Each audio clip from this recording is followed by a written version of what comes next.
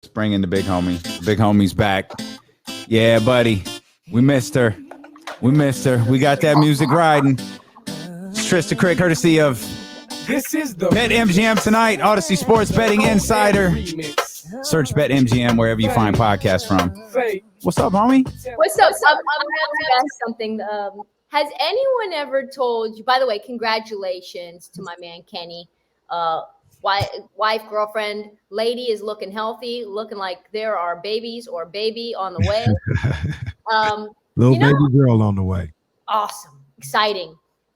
Really good stuff. Has anyone told you you kind of look like a skinnier, better looking Jason Peters? Who's Jason Peters? He's the new offensive lineman that the Cowboys just got. He's a good looking dude. I mean, obviously a lot bigger than you. No, I haven't heard that. I've heard in honor of his album coming out last night that I haven't listened to. I've heard Freddie Gibbs a lot. Oh, okay. Yeah, that works. Freddie Gibbs. Anyway, welcome to fatherhood. Well, it's my second kid, but thank you. Oh, you seem like a guy who's not a father. I don't mean to say that in a bad. That's actually a really compliment. You know what I mean? I haven't been stressed out yet. My little son, he's a good dude. He hasn't stressed me out completely yet, so I'm good. Got a couple grays in here, but that's about it. Nice. It's the shape of the beard, and I think that's it.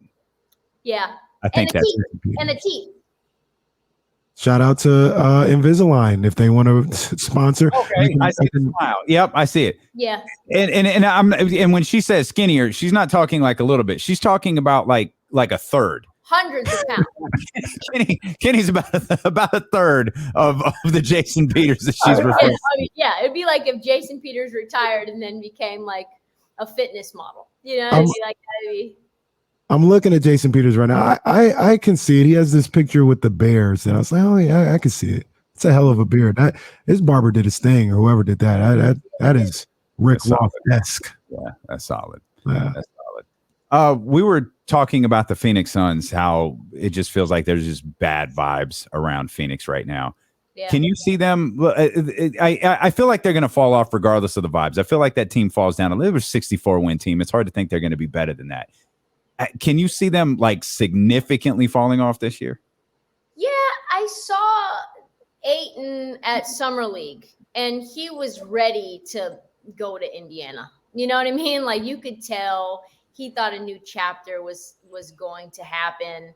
And then the way that the whole deal went down was just really foul. The whole reason, Sarver didn't want to pay him was just because he's cheap. And then you've got the narratives around him that he's like not a team guy or not a hard worker. And that's why he was benched in Game 7. So I felt like in general, he was scapegoated. You know what I mean? Like there was a lot of problems on that team that led them to lose to the Dallas Mavericks in Game 7 by 50. It's like one guy doesn't just lose you by 50. And then you add in, obviously, and that's bad dysfunction. I think everything around Ayton and everything that's going on with him, bad vibes. I could definitely see him being traded in January when he's eligible for him to go to whatever destination that he wants to go to, right? So that's that. Jay Crowder asking out, sitting out of training camp.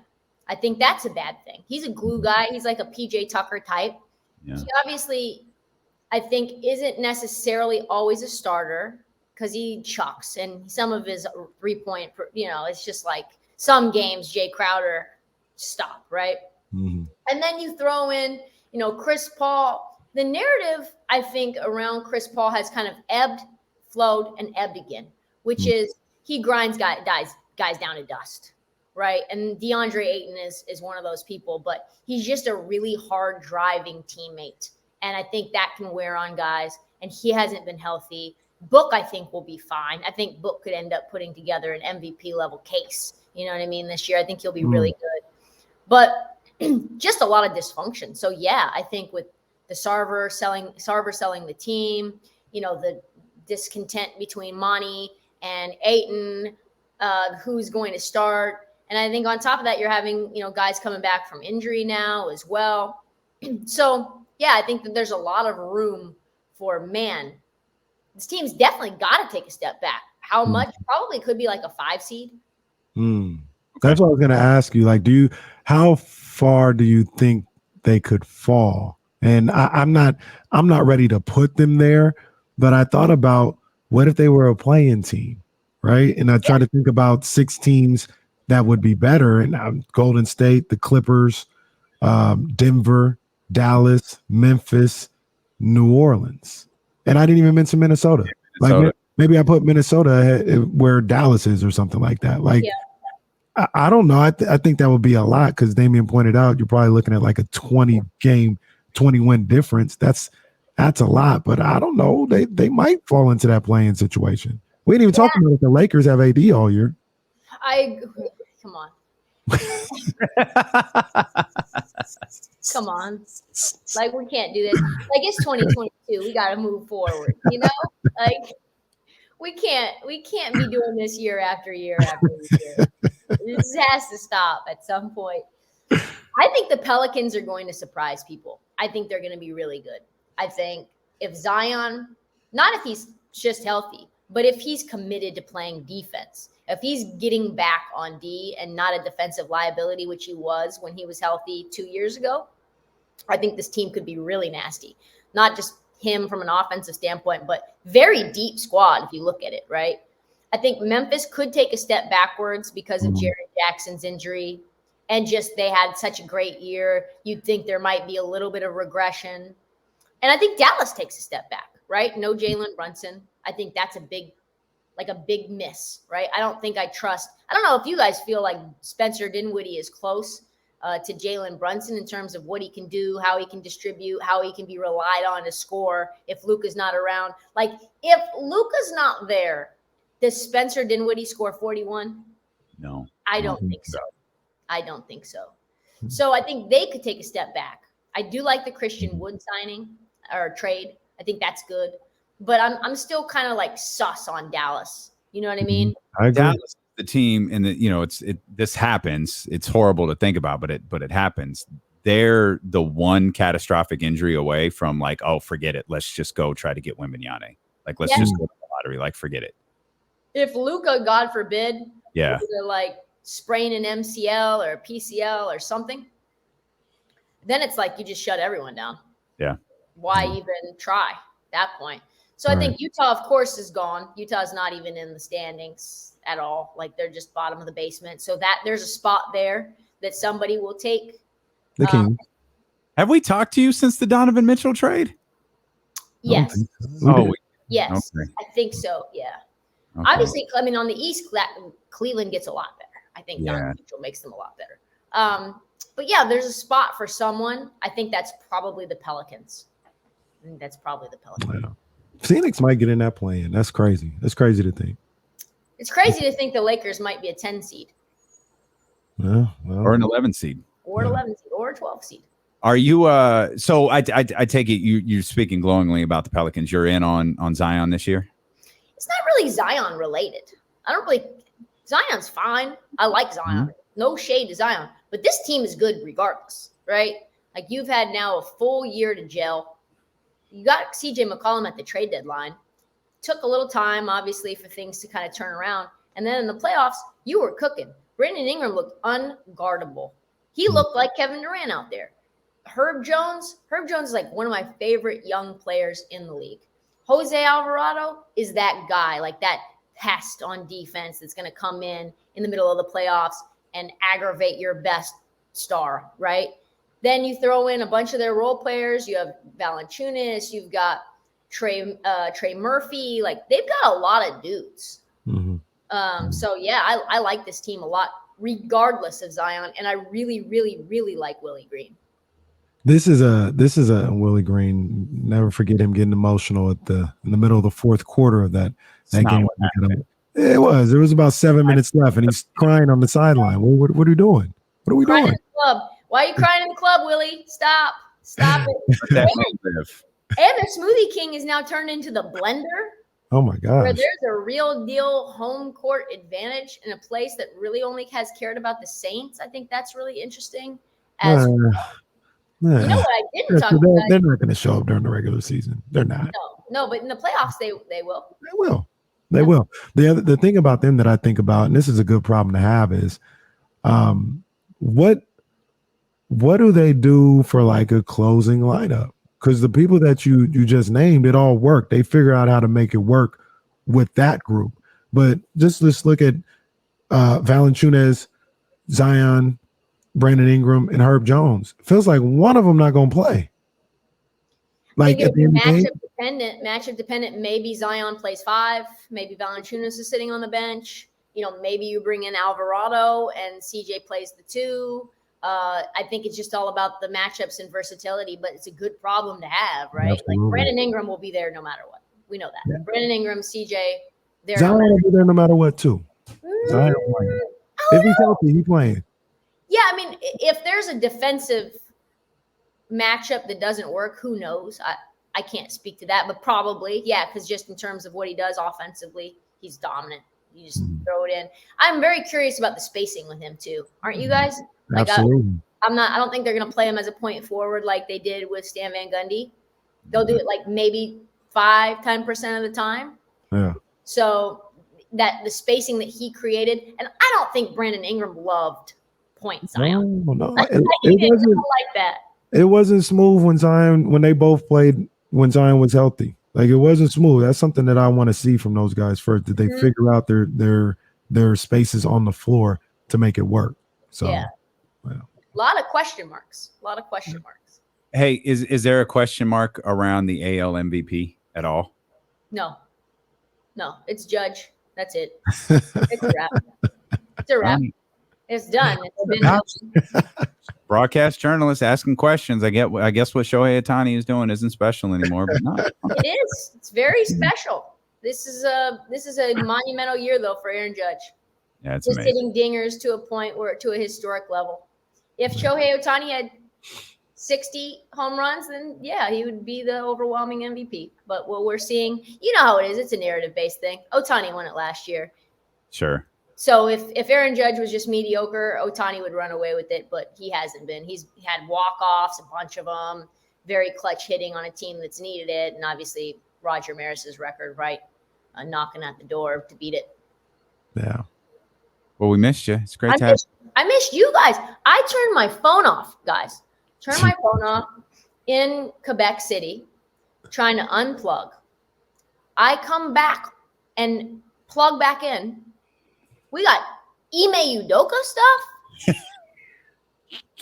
Yeah, it went a little ill when you were gone. It was supposed to be the quietest week of the NBA season or NBA off season. Like it's 2 weeks before training camp. Yeah. What are we doing? You know what I mean? We don't need. It's fine. This is a good spot for little tree to unplug, turn the Wi-Fi off. Little tree. You got an owner selling his team. That comes out. Adam Levine comes out as the worst sexter you've ever seen. Harry Styles is hitting that. Olivia Wilde on the set, smelling like sex when he's on the sex scene with what's her name, Lawrence Fishburne or whatever her name is. That's not her name. Is not Lawrence Fishburne. I'm sure you of that. That is what is it? Is Lawrence? Is Florence Night? Whatever. What do you know what I mean? It's some name. I just know her from Marvel. She's a baddie too. I'm surprised he wasn't hitting that. Oh my! Well, and I'm just like, there's just too many scandals. There's just too many. Favre is robbing. Oh, this guy, Mississippi. Yeah, that was starting to bubble right before I left. He's a bad guy. We knew that. But the email stuff came out of nowhere. And as you guys know, the Portland connection runs strong. He grew up one neighborhood away from me. His assistant, one of his top assistants, I went to middle school with, went to SEI, our youth group, our youth after school program. Wait a minute. I feel like we need to listen a little. Wait a minute. Let me know Ime had a chain of Trysta around his neck. Let me find out. I'm examining every word of this record. What is going on here? So I would imagine you guys know where I stand when I heard the news. By the way, can we just say Nia Long is messy for what she is doing right now? Have you seen? She's done multiple interviews with an interview with TMZ being like she was blindsided by the news. It was the travel girl. She's calling out names. She's calling out positions. She's saying she's blindsided. The girl booked us to get our new home in Boston. It's like, were you blindsided? Because no one used the words. You know a lot of details. Blindsided. I went and did a little digging when I plugged back in. TMZ. Like, so I don't think people do interviews like that right in the middle of the windstorm unless they want some attention back on them and their own career. We're saying Nia Long's name a little too much right now for my liking. We can never say Nia Long's name too much. Disagree strongly with that assessment. Never. Just dig into it. Oh no, I didn't know she was doing all of these interviews. Is this a Jesse Smollett situation? Remember Jesse was a little too specific when he got jumped, doing a little too much talking. It was like, hey, I got jumped. Check me out on Empire. Yes, that's what I'm talking about. It's like that. There's a little too much PR stuff around it to the point where I'm like, push it out. Do you have a book coming? She's living her character from Black AF. She's trying to get back into the spotlight. She's on AF. That's a good reference there from you, Damien. Yeah. Or the Single Moms Club. Oh, well, that she doesn't have a kid, but that was a great movie of hers too. Is she working still? Absolutely. I mean, she did. I mean, Black AF was a couple of years ago. That was the last thing I saw her in. She was in that Old Spice commercial with Dion Cole and the young lady from The Game. Yeah, she's working. She's got projects. Yeah, she's working. She's got projects. Yeah, I mean, not a lot, but I mean. Are you on her IMDb right now? She got they're going back to the Best Man wheel again here pretty soon. They're going back. Oh yeah, Best Man 4. I keep mentioning y'all the Single Moms Club. It's a good movie. You reference that movie a lot because it was like the last thing she did. What year was that? Probably 2019. Okay, so we're talking. It was 2014. Oh, wow! 8 years ago was the last movie. It's not the last movie she did. It's the last movie that we remember her in. Wow. Yeah, it's a tough scene. It's a tough scene, as you guys know. The song tells you how I feel about it. Kind of fell off after Are We Done Yet? Yeah, Trysta's all for it. I guess we one of a kind. We playing people getting things for free. All right. That man Ime had a Trysta pendant around his neck. That's crazy. I know this thing's gonna go on someplace. Well, Adrian Wojnarowski just tweeted the law firm probe into Celtics coach Ime Udoka found crude language in his dialogue with a female subordinate prior to start of an improper work relationship, an element that significantly factored into the severity of the 1-year suspension. Crude language? What's that even mean? Hey, shorty. He was talking like Cameron. Yeah, that's what he's doing. He's talking like Cameron. Oh, it's like, you burnt me, ho. You burnt me. You fell. Again. But the thing is, you can't email that from email.udoka@celtics.com. Oh, man. You dirty ass. Hey, serious question, though. I think we talked about this before. I think Matt Barnes talked about the other day. He's like, man, if it all comes out, it might be over for him. You think he ever coaches again in the league? I know Jason Kidd and all this, but this is I'm starting to, I don't know. Oh, either. I don't think so, unfortunately. Wow. My people in Portland got 1 year of glory, and that's it. I don't even know what's going to happen with the rest of the assistants, which hurts as well. I was going to have him on the pod, guys. He agreed to come on the pod when I saw him at you still could. Imagine what kind of numbers that would do. Yeah. All I was thinking is, dang, I should have just stayed up a little more and got an interview in. No sleep, Trysta. No sleep. Grinding every day. You know it, no problem. It sounded really entendre, and that was not meant to. It definitely did. I was just like, let it go, guys. That's why I tried to just go right into the next thing. Like, it in. We're not going to let that linger out there. You guys bring out the best in me. You really do. We appreciate you so much. Let me just say for the record, my name has never been engraved on Ime Udoka's chain. Ever. We're getting our Trysta chains made for January. Cannot wait to see you guys. Are we giving out plays at all? Oh yeah, I got some plays. Here, just real quick. I got Utah beating the hell out of Oregon State. Letdown game for Oregon State. Yep. I'm going Bama on the road against Arkansas. It kind of goes against everything that I don't like to do conference road favorites, but I think Alabama gonna smack them boys up. I have 17.5 for Arkansas. So we're at a show bet. Huh? SC minus 26 over dismal, just a mess, Arizona State. Ooh, I don't hate that at all. I like that. I took actually Kentucky +7. See, that's the one I was nervous. I wanted to. I don't know what to do, though, but you say +7. I don't know what to do. I like Kentucky. I also took the under 54.5. Ole Miss is 3-1 to the under, and they only covered once against the Cupcake by the hook, only by the hook. They've been under a lot. And like a lot of people think, Ole Miss has this crazy offense.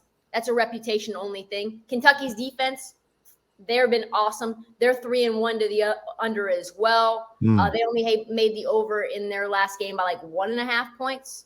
So even when they've covered that number, it's been by the hook. Both of these teams are, if you look at their like statistics in terms of their defense, really, really good. I also like the over in the Alabama game, 61.5. You saw what Quinn Ewers was going to do to him.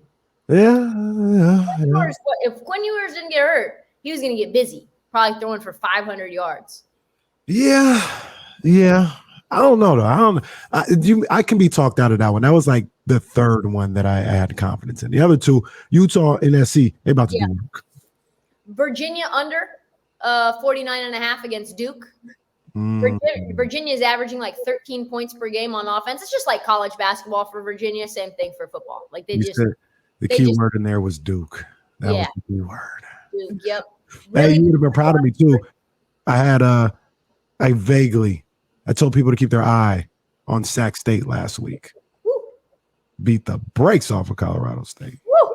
Colorado State's not very good though. No, they're not. No. What's happening with Kyle Shanahan? Why is everybody hating on him? I don't think people like Kyle Shanahan. I think they look at Kyle and they look at nepotism. Even though he's good. Yeah, he's good on his own. Like he's actually good on his own, but I think that sticks with him. That's going to stick with him for life. Is they think he's just overhyped because he's Mike's son, which is unfair.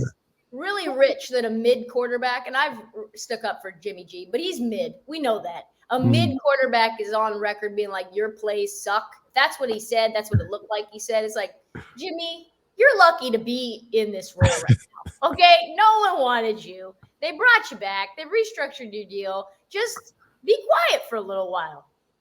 He's speaking, by the way, like in minutes. Because someone's going to ask him, because they asked Kyle yesterday. Someone's going to ask him what he said. Yeah. And he's going to smile and be like, European salt masks. That's what me and my therapist are working on. That's my code word whenever I'm feeling a little angsty. I just say European salt mask and everyone knows to give me a minute. Good for you for having a therapist. I really need one. I need one too. I don't have one. That was just me saying what Jimmy G said. All right, Trysta. I'm looking for one. All the ones in DC. One of them tried to tell me a story that I told her about my dad didn't happen because it was too unbelievable. Oh, okay. Well, I was like, no, I'm not going back to her. Probably need a different therapist. That was it. That was the wrap. That was it. That was no more from there. Hey, I want to tell you about something. Oh, that didn't happen. Yeah, he was like, yeah, you were how old? Yeah, see, sometimes parents they tell their kids things, and they get in their head and they sort of feed them a narrative that you don't need to take this with you. It didn't happen. I'm just telling you now that didn't happen. I'm like, what are you talking about? What are you talking about? All right. Tell Kyle I said hey.